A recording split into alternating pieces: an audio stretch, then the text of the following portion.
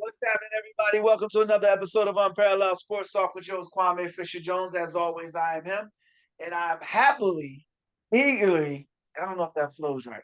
I'm excited to be joined by my man Chris Franklin of NJ.com to talk some NFL.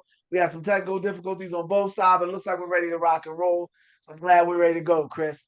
But jump right in it. I don't want to mess the name up, so I'm going to do it again. Tua Tagovailoa, closest I'm going to get.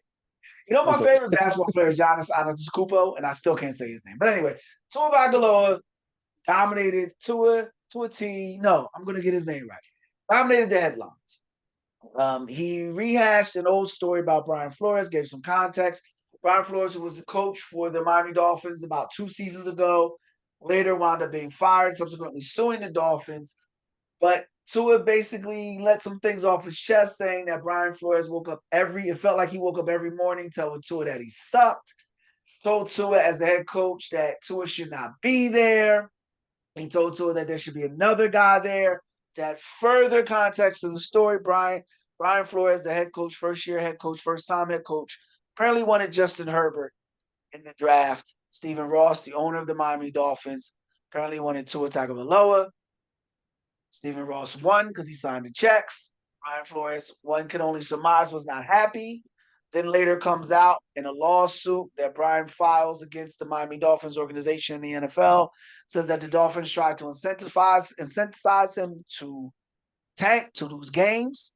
So one can only connect the dots and feel like Coach Flores looked at Tua Tagovailoa as poster child for losing, figured he was not the better of the two quarterbacks that he wanted, and that he was going to be the reason that he was going to eventually be fired.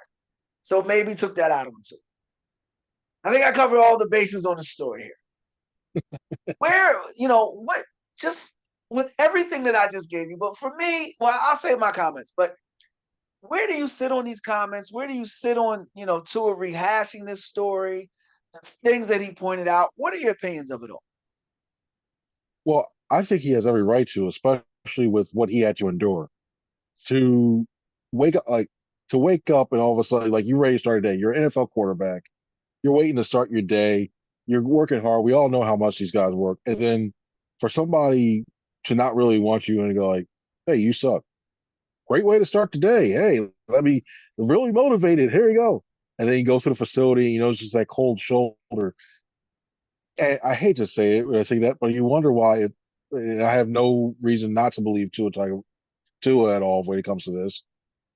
You wonder like why hasn't Brian Flores got another job? It wasn't going to be blackballed. If this stuff really Yeah, happened, you can't do this with your quarterback. Didn't matter you had Justin Herbert, or if you don't get your way, like a lot of times we know how the general manager gets final say of the overall 53, but the coach may get the overall say for the game day roster.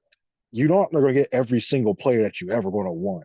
yeah. So I feel bad for him. I really feel bad for Tua, and he has every right to bring this up. You know, I sit on many different places on this. First, let me start out by this. Success in life is always, more times than not, no, always determined by how well one overcomes the don't. The I don't want to do this. I don't want to be here. I don't want to work with somebody. How well you overcome the don'ts will determine how successful you are in life. And that goes for both sides. I understand that Brian Flores didn't want Tua as his quarterback, but he had to overcome that. And he did. And it cost him his job. I understand that Tua is still, I'm going to use the word hurt, not to belittle him or to minimize his feelings or to trivialize his feelings, but I understand he's still hurt by the things that Flores said. When he first said this, my first reaction was, why are we talking about a dude from 2 years ago? Who gives a rip? You're in a division, you got a chance to win, you got a chance to pop, you're an outside Super Bowl contender. No one would laugh if they said they think the Dolphins could take the next step. You just got a brand new contract. You got the number one player in the NFL per NFL network on your team. You should be focused on the season. But what people don't understand is hurt people, when you've been scarred, those scars don't heal. And I hope he's getting some sort of therapy to deal with this because it's still affecting him. And if you don't think it's affecting him, 10-1 versus sub 500 teams, 1-6 last season against teams 500 or better. So when the going gets tough, he reverted back, whether it be subconsciously, whether it be through his play, he reverted back to those trials, to those tribulations, to those tough moments that he had with Flores. And you think about it this way, when people go through traumatic things in life and they don't get over those traumatic things, I feel like I'm going like way deep for people, but you need to understand why he brought this up. And people need to understand and need to conceptualize why he still talks about it, why he's admitted that he's still getting over it. The reason why is because when they hit tough spots in the Dolphins season, he went back to that traumatic moment because he hadn't gotten over it. And until he can get over it, the Dolphins are going to be, he's going to be an albatross in that organization. Meaning he's going to hold them back because they've got all the weapons to succeed. But when you're 0-11 in 40-degree weather, that's a mental hurdle. When you've got to execute at a high level against the better teams, and you're 1-6, that's a mental hurdle that you have to overcome. And while Brian Flores screwed it up, I think you would agree. He screwed it up. And black man, brother to brother, he should not have sued them if he wanted to work in the NFL again. But maybe he didn't. And don't give me, he's from the Bill Belichick coaching tree and they coach hard. Man, miss me with that. Because Bill Belichick had Tom Brady. And we all have seen what Tom Brady can do without Bill Belichick. And we've gotten to see what Bill Belichick does without Tom Brady. So we know it's not it's a talent thing and, he's trying to break him down and build him up. No, he was just being mean, period. Point blank, period. And when you do that, when you hurt people hurt, when you project that on somebody who isn't mentally ready to overcome it, isn't mentally prepared, who, despite being a professional football player, professionally is not strong enough to overcome that, you're going to get fired. That's what happened. Now, the second part of this, unfortunately, to skip Baylor's side, and what I mean by that is taking it back to the football field. This doesn't bode well for the Dolphins. Minutes before the season starts, this dude is talking about 2 years ago. Do you think that this mindset, because he also said that his guys going through this that was still there his rookie year. Do you think this mindset is going to affect them? I think it emboldens him to do better because it's almost like that relationship. Like you broke up with that ex, things were bad. I don't want to be with this anymore. And then when you find the right person, it's like you're willing to go above and beyond. And I think that's what he found his person in coaching wise, and that's why I think he's in the right mindset. And he feels comfortable. A, he feels so comfortable talking about this, and B, he's getting the most out of himself now. He's getting the most out of him. So I don't have a problem with it happening this close to the season. Now, if you're all of a sudden like, and even this, I think it's what it came up again. Say the Dolphins made the Super Bowl, and we all know media week. We know how crazy it is and everything else. Somebody was going to ask it. So get it out now before you have to go in a game. And the storyline is Brian Flores. And do you feel it? Because every single day you have to answer those questions. Nah, get it out now. Start fresh for the season, and go out there and try to win the division. I'm going to take the exact opposite. I think it is going to hurt their season because he obviously hasn't decompressed yet. He obviously is still feeling this. And I understand the question at Dan Le Batard, but Dan Le Batard had to be led to, Tua Tagovailoa was on the Dan Le Batard show. Dan Le Batard asked him the question, so that's why I mentioned it. But there was something that Dan Le Batard knew, which is why he led him to that question. But it's like being in an abusive relationship, my man. You mentioned you get a new girlfriend or, you get a new thing, you're excited. But the first time they do something that reminds you of what the old person used to do, you're going to go back to that old person. And the best answer he could have said to that question was, it was a dark time. It was a tough time. I'm still working on getting past that. But we've got a hell of a season in front of us. We got a chance to do some special things. And that's where my focus is. That's the answer, because that's not just lip service. When Tom Brady said next game, that wasn't just lip service. That's where his focus was. You can't keep looking behind you trying to go forward. And I'm sympathetic to the things that Tua went through, but I also understand the what's the word I'm looking for? Also understand the tendencies of people that have been in, and I don't want to say it's been in an abusive relationship, but it was. And he had some It is. success. He led the league in passing last year. When things ratcheted up, he went back down. And we can all say that. And I think it's going to affect their season. I really do. Because they're going to have to go to Buffalo in the cold. They're going to have to go somewhere in the cold weather. And they're going to have to play a winning team to advance in the playoffs. To even get home field, they're going to have to beat some winning teams. I just don't see it happening if this is what he still feels when he hits those rough moments. What say you? I say that's more. Honestly, I think it's more. It won't be that. I think it's just more that the Dolphins' offense, after a while with motions, and there's only so much eye candy and motion you can do to try to trick teams before they finally figure you out. I thought we saw that, especially in the second half of the season. You get after that. The worst thing that happened to them was they put 70 up. That was the worst thing that happened to them because everything's like, oh, this is Against the ingenious. Oh, this. Broncos. There you go. Oh yeah, of all teams. And then that just emboldened everybody. We don't want to be embarrassed. Let's find out what happened here. And they really dug into them and they really exposed how to stop them. So I wouldn't put it per se like I don't think that's going to be the reason. I think the reason is just the scheme is going to get stale or the defense is not going to live up to it's in the bargain. And then that's why we're going to see him as a wild card team again, or could see him as a wild card. First, I don't think they will. I think they win in that division, but I think they would. I think they. I still see them going ahead and doing their thing or getting deep in the playoffs just because they'll be figured out by it, or by probably getting halfway through the season. So yeah, I you mentioned their division. We're going to talk about a team in their division in the Jets. You know what? I'll talk about it now. I think that final playoff spot's going to come between those two. And you've got sadness and, well, I don't want to say woe is me, but people still in their feelings on one side. You got Aaron Rodgers on the other side. And we're talking about, when we talk about the Jets, we talk about the AFC East, the Dolphins, the Jets in that division. And Aaron Rodgers comes out, and I want to make sure I say this. You already laughing. I want to make sure I get this right, though. He says he didn't have any preference to playing or not playing in the preseason.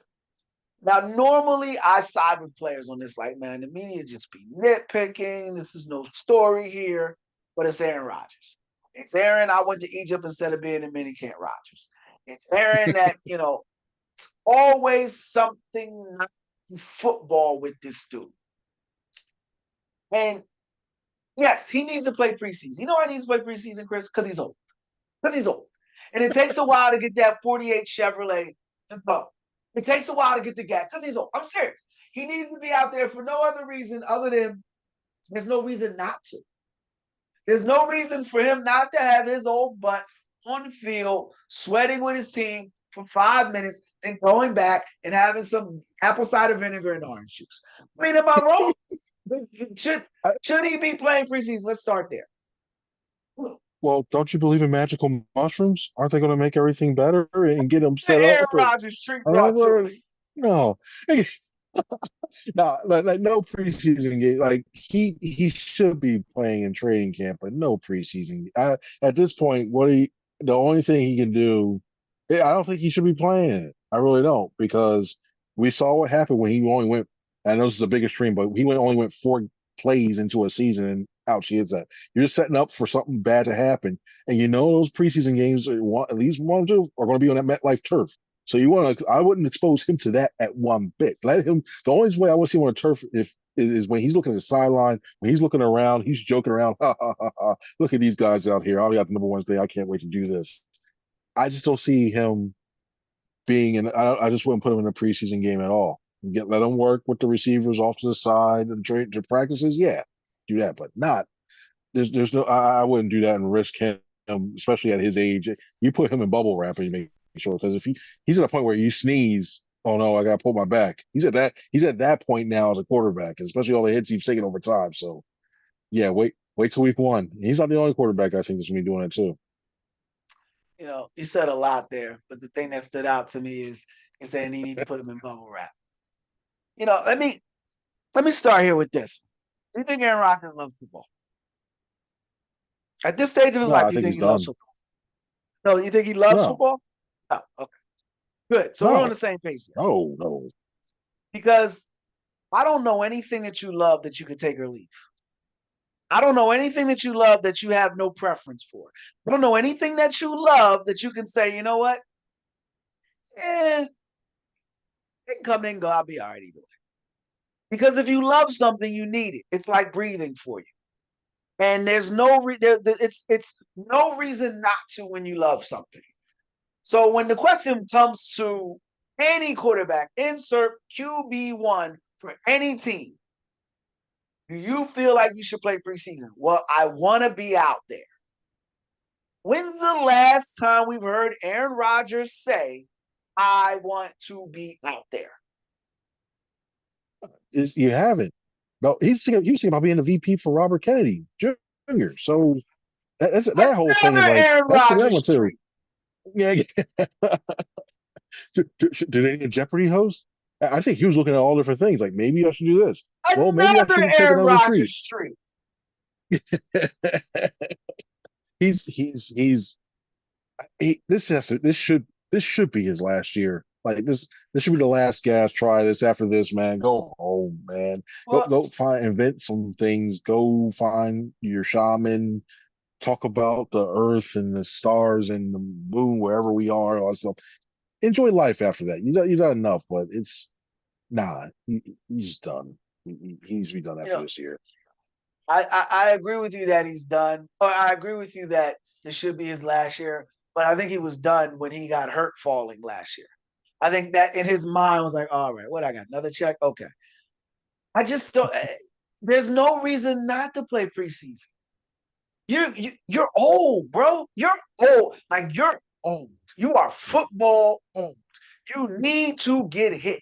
Someone needs to go in behind the steering wheel, crank that key a couple times, get that engine purring, get the gas going, annoy their neighbors because the car is old. He needs that.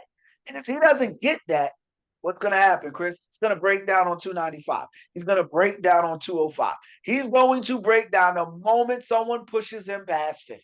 That's what's going to happen. He's going to get hurt again. And I'm not wishing injury on him, but I definitely foresee it because at some point, you got to play football. At some point, he's avoided any camp. I don't even know if he, I don't know if they did any live 7-on-7s offhand, but I don't recall him doing anything in that capacity. And he avoided all last season. Remember he was going to come back last season?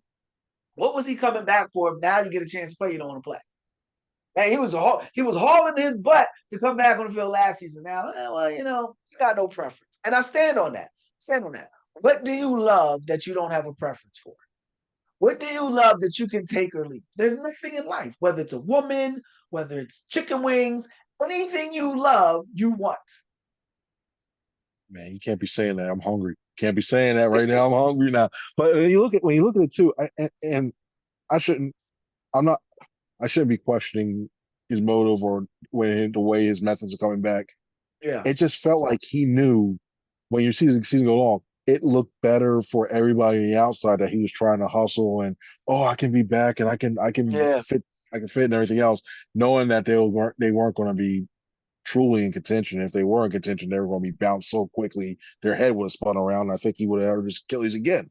So I Yeah. look at this, I'm like, nah, it's I think it was more for show. So yeah, he's right. Like, I understand that part, but yeah, if you're going to play, if you want him to play, you need to keep him as healthy as possible. Because and I understand the I thing. Like I remember Jeff Garcia saying he used to want to get hit just to yep. feel like he was in the game. I remember that. But when that body he's taking is taking his lumps and his share and his age, he needs to feel as fresh as he can. I know this is a weird way to compare it, but that's the sixth Rocky Balboa movie. They had to make that fight go in three because his body was beaten up. He wasn't the last in that long Yeah. as Tarver, so he needed to make sure it's quick, and that's where he needs to do that. It's one of those things. Make sure he stays as fresh as possible for as long as you can, and then let the run game possibly take over in that second half of the year. And in fairness to Aaron Rodgers, he did say that, you need to get hit, but he doesn't have a preference. And that, for me, it was the preference comment that stood out because it was a guy that should be chomping at the bit to get back on the field. And from one quarterback who looks like he's headed, I was about to say to Florida. One quarterback that looks like he's headed to the 65 and over eating time at Denny's, to another quarterback in Washington is starting his career in Jayden Daniels. Jayden Daniels was named the starter this week for the Washington Commanders. I'm happy that it was done. I won't say early because it could have been done early in the year, but it's coming off of a pretty solid preseason performance, 12 for 15 for the preseason. He's looked good in practices. He's looked good, but he's named the starter for the Washington Commanders. And I'm curious, well, let me ask you first. Let me pose it to you this way. What are your expectations for Jayden Daniels this year? What do you see his ceiling or his floor being?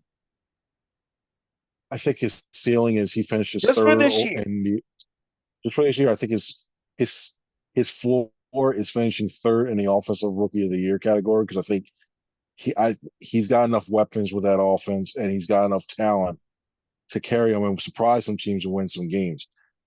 I think the ceiling is that the Commanders sneak in on is a race between that and the wonderful Cardinals that we talked about last week. But honestly, I think they could be play a role spoiler in a lot of games that hang around because I can see you can see scenario where the Cowboys have issues and they move up, and he has that it factor around him already.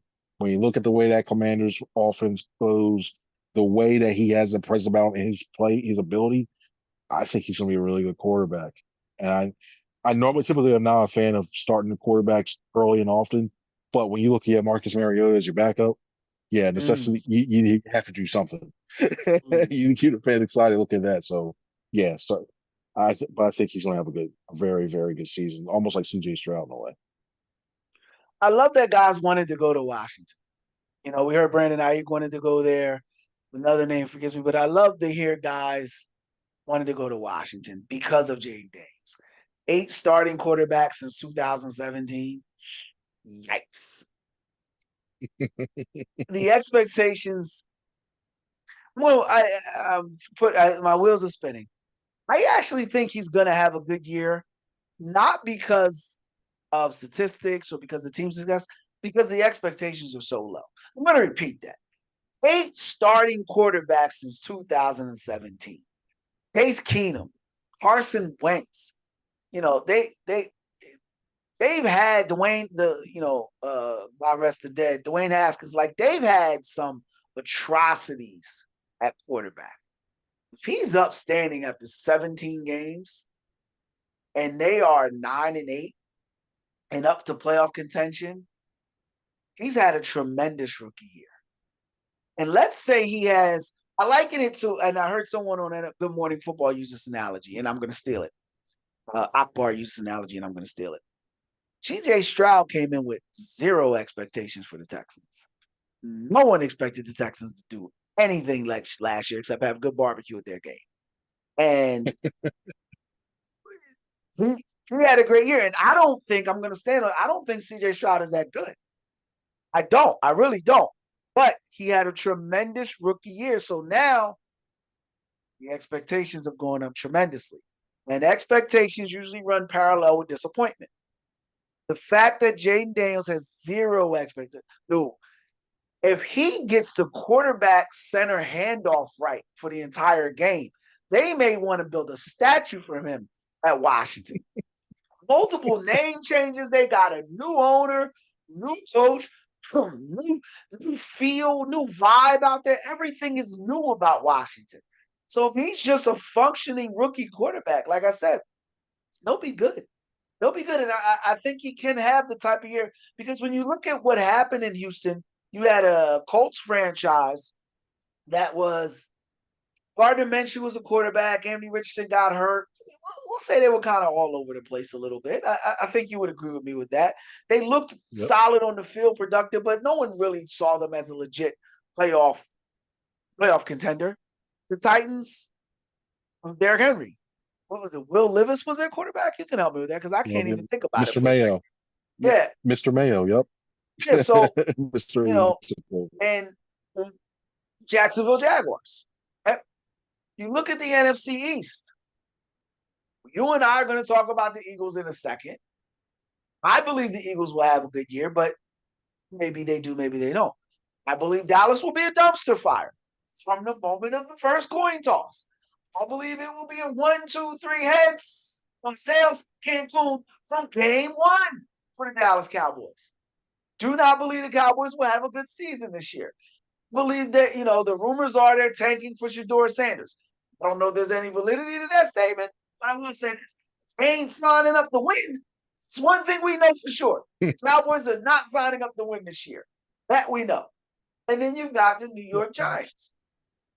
They're talking about Daniel Jones's moxie and he's got dog in him. So when you look at this division, and look at what CJ Stroud went through into Houston, outside of the Jaguars, outside of the Eagles, there's uncertainty there for even a functioning franchise, let alone a winning franchise.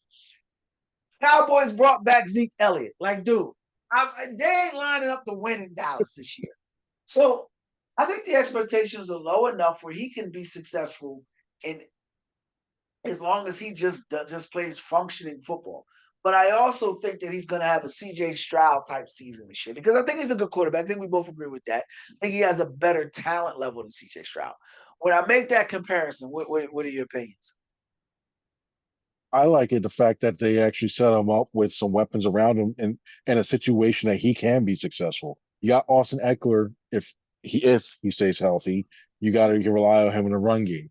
Jahan Dotson is still, I think, is one of the most underrated wide receivers in his game who can really strike a team and really be impactful. You have a defensive minded head coach who always already is going in with, I want to make sure my defense is fresh. So they're going to run the ball. They're going to pat Yep. there, and then they're going to protect that ball. So I think they're setting up to insulate him around it where he can have his success, and that's why I think it'll be all right for that. So he'll be talented. I think he'll have a good year. As much as you hate CJ Stroud, I see him CJ Stroud ish, and I like it that way too. But I think he's one of they've set him up to succeed in terms of the personnel they got around him. I love that. I love that. Set him up to succeed. I agree with you. And it's tough to say that about Washington after Ah, all these years. Set up to succeed. You know what I mean? I remember Heath Daniel Schuler. Jones. Oh my good. Gus Farrat, Yeah, Heath like, dude, Schuler. they've been Oh, Kirk Jason Cousins, RG3. Like, Jason Campbell. I actually thought Jason Campbell was going to be good. But Same none of here. those guys, it's going to sound really cheesy. None of those guys had this good juju going in, this good mojo going in. And I had to look see who the Washington Commanders offensive coordinator was. Oh, Cliff Kingsbury. No, but my point is we don't even hear about him. Yeah. This was the second pick in the draft, and we've heard nothing negative about this franchise. That's a stop. Like Drake, we've heard more about Drake Mayo and the New England Patriots, than we've heard about the Washington Commanders and Jayden Daniels. 12 for 15 in the preseason, one rushing touchdown, no nonsense. Meanwhile, we just covered a story where a guy said he would take a lead playing in the NFL. He after not playing for 16 games, and we got a young kid. It's just setting up for him to have a good sixth season. Now I want to setting up. Speaking of setting up, we've got a team that's in the witness protection program here. Philadelphia Eagles decided not to play anybody that has an S on their chest preseason this year. They cited a tough joint practice. They cited good work, small rest window, a lot of things. I don't know how to feel about this, Chris. I gotta ask you, how should we feel about them not playing anybody? The reporter in me really, really wants to see these guys on the field, these guys marching down, even if it's a vanilla offense, seeing all stuff. Looking at the way that this team has played the last 2 years, I get it. Because when you look at the starts they've gotten out to, 2022 was a matter of when they would lose their first game. Yeah. Last year they finished 10 and they started 10-1 before the collapse.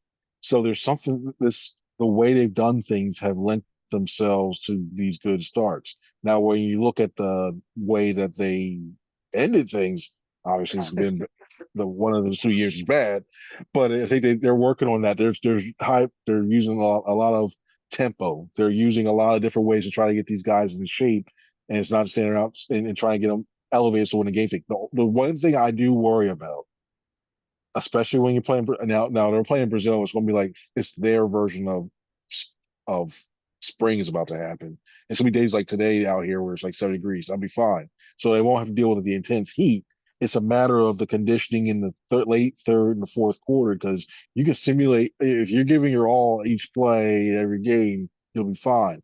I'm worried about when you're looking late and the Packers are dry. It's a tight game.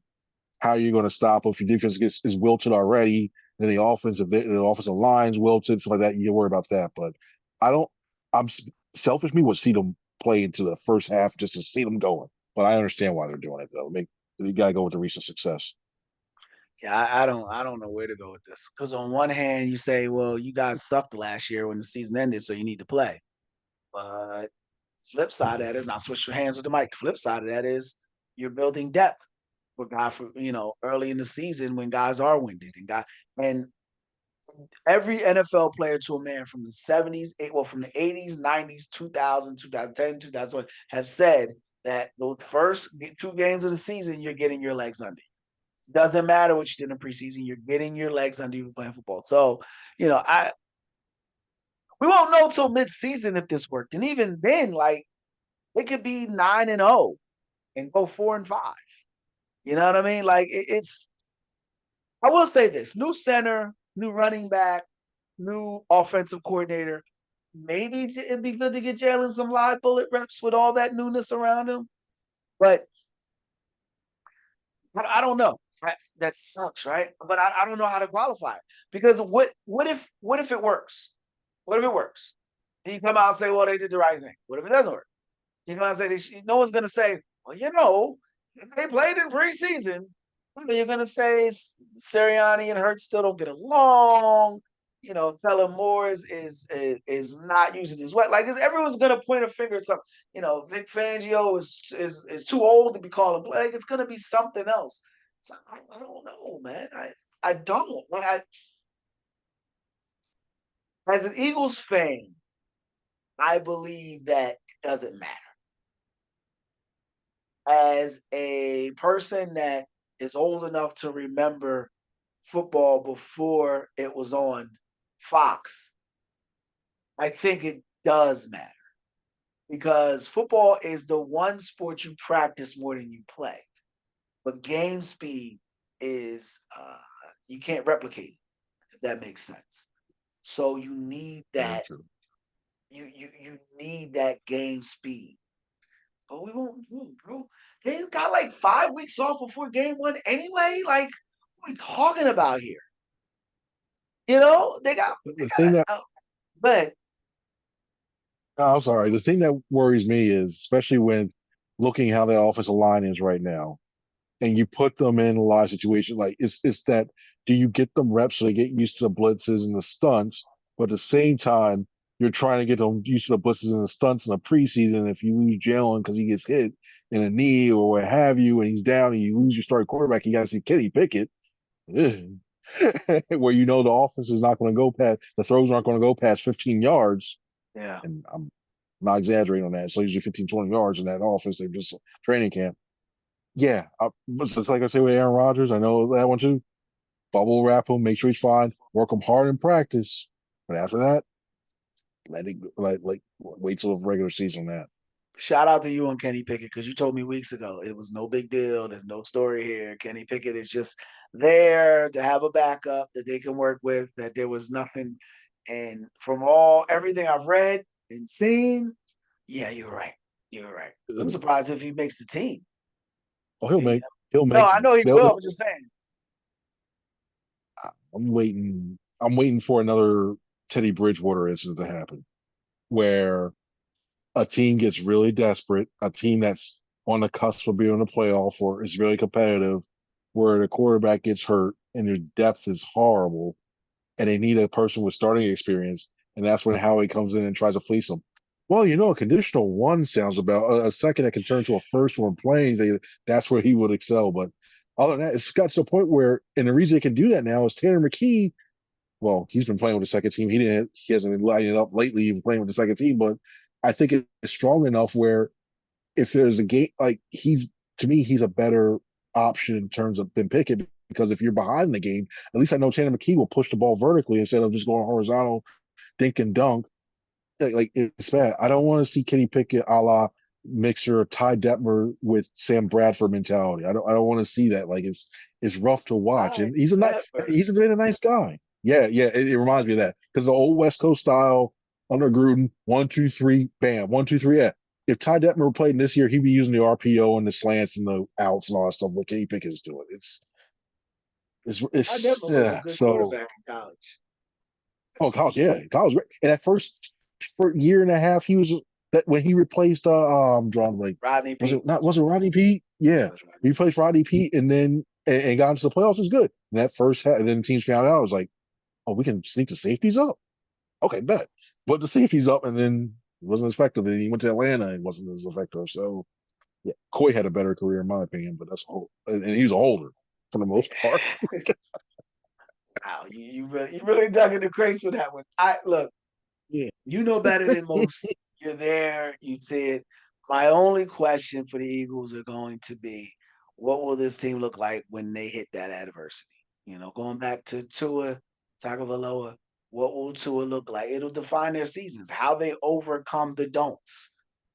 That's going to define their season. And with the Eagles, it's a lot on the line here because if they struggle, Sirianni's out of here. So, he must really, somebody in that organization with some cachet really believes they don't need to play in the preseason. They really don't. Yes.